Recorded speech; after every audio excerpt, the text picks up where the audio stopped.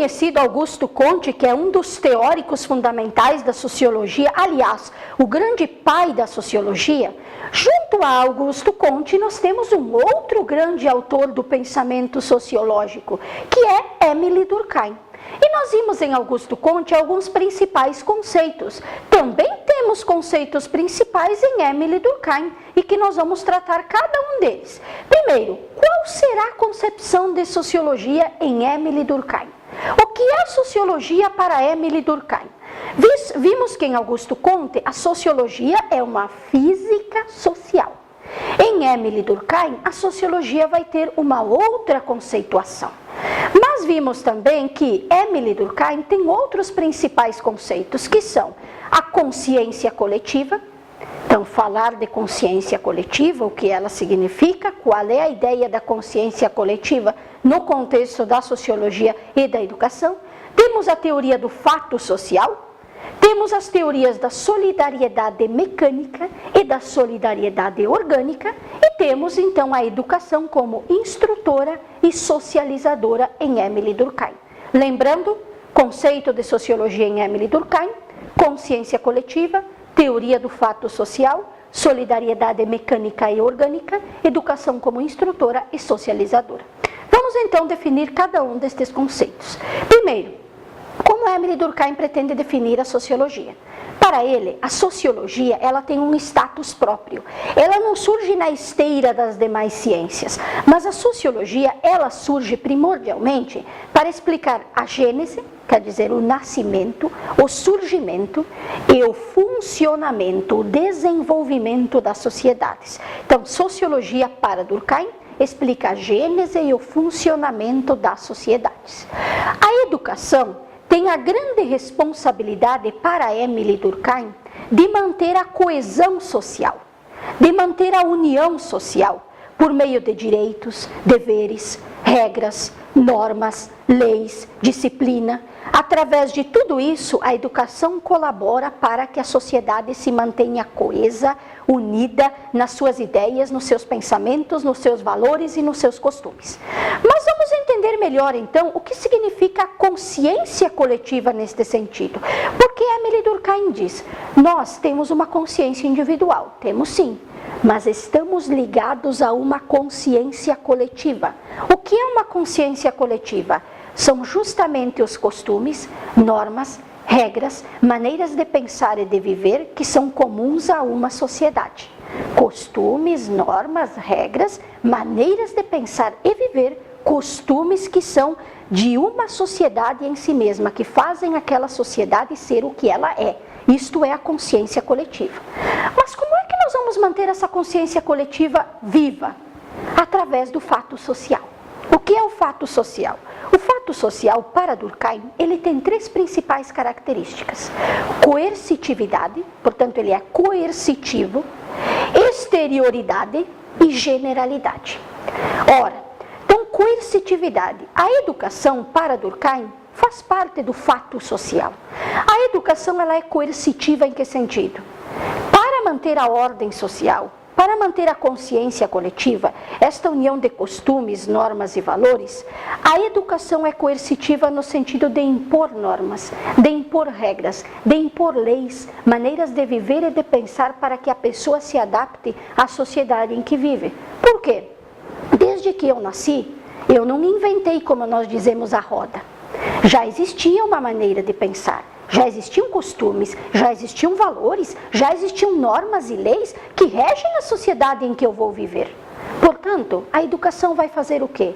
Ela vai transmitir todas essas normas, estas leis e estas regras e vai ser coercitiva no sentido de que você precisa aprender essas normas, você precisa aprender essas regras, você precisa ter esses determinados conhecimentos para que você faça parte desta sociedade e comungue da sua consciência coletiva.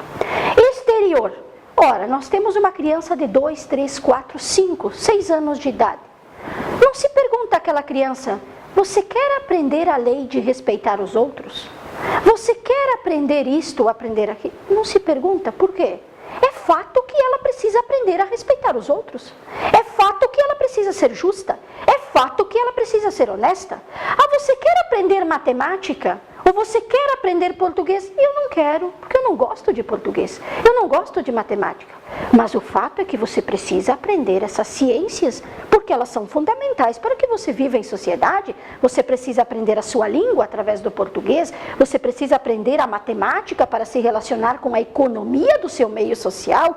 Você precisa aprender a física para entender como o universo se move. Você precisa aprender a biologia para entender a sua vida, a vida do universo. Portanto, há coisas que precisam ser ensinadas, que vêm do exterior para o indivíduo. Quer dizer, a criança recebe de fora da escola, por isso a exterioridade, estes conhecimentos para que ela possa ir construindo estes saberes e viver melhor no meio social em que está. Então, coercitividade e exterioridade. Generalidade. Emily Durkheim diz, a educação, ela não é parte de uma sociedade apenas. Por exemplo, só esta cultura tem a educação como uma principal agência de formação de sujeitos. Não. A educação, ela faz parte de todas as sociedades deste universo. De uma ou de outra maneira, todas as sociedades têm a educação como um principal instrumento para socializar os indivíduos. Nós não falamos para uma criança, para um jovem ou um adolescente, você precisa ser educado, você precisa participar da educação, construir a sua educação. Por isso a educação, a escola, é em todas as sociedades, de uma maneira geral, um instrumento fundamental na formação dos sujeitos.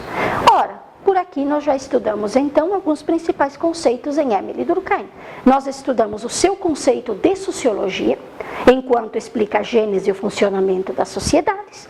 Nós estudamos, além disso, a teoria da consciência coletiva, que é a união de costumes, crenças e valores que fazem parte de uma sociedade e da qual todos comungamos. E nós ainda temos a teoria do fato social, que tem coercitividade, exterioridade e generalidade, e usamos o exemplo da educação, o contexto educacional, que é o que mais vamos conversar em nosso curso, para mostrar que a educação tem a grande tarefa, então, de, por meio da transmissão de normas, leis, regras, disciplinas, saberes, conhecimentos, fazer aquele sujeito se socializar, fazer aquele sujeito entrar na determinada sociedade e participar ativamente dela, comungar da sua consciência coletiva. Mas nós tínhamos alguns principais conceitos ainda a tratar, que são a solidariedade mecânica e a solidariedade orgânica. A solidariedade mecânica, como diz a palavra mecânica, automática, que acontece por si mesmo, é a solidariedade, por exemplo, que fazia parte lá das primeiras sociedades, mas que ainda pode fazer parte das sociedades industrializadas. O que é a solidariedade mecânica?